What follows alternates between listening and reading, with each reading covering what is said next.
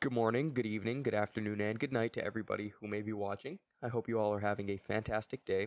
Today we'll be talking about the core and foundation of the Islamic faith, Tawhid, the oneness of Allah.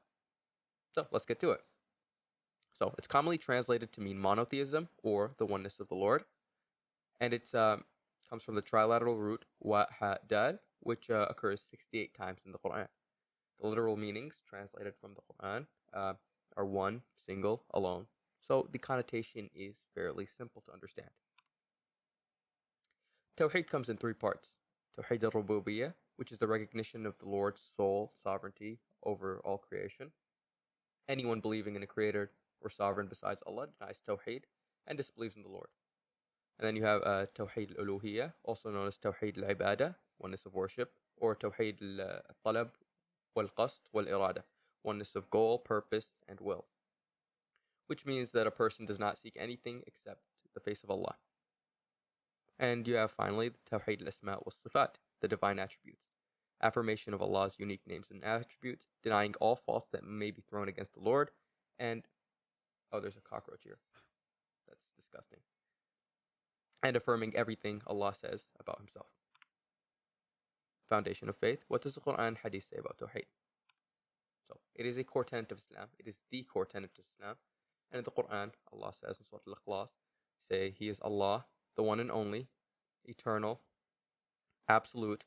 He begetteth not, nor is He begotten, and there is none like unto Him. So He's not born, nor does He birth anything. And He's unique in all regards.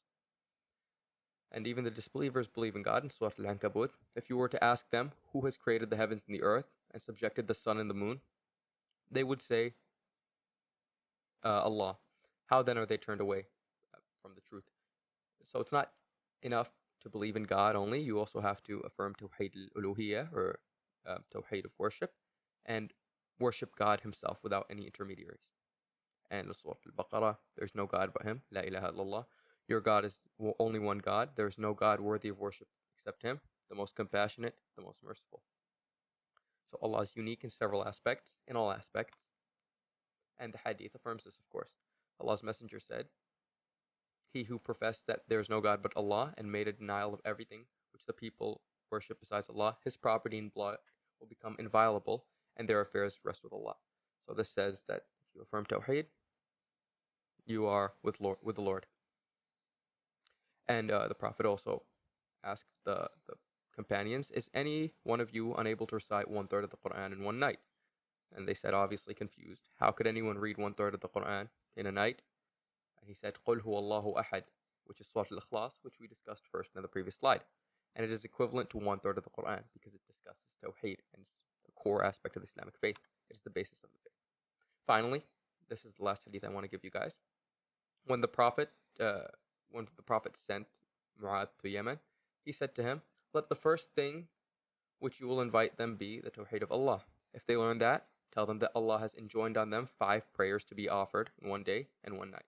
And if they pray, tell them that Allah subhanahu wa ta'ala has enjoined on them zakat of their properties, and it is to be taken from the rich among them and given to the poor. So the foundation of the faith is Tawheed. Then the compulsory things come after that, because if you do not believe in the Lord, you cannot worship the Lord.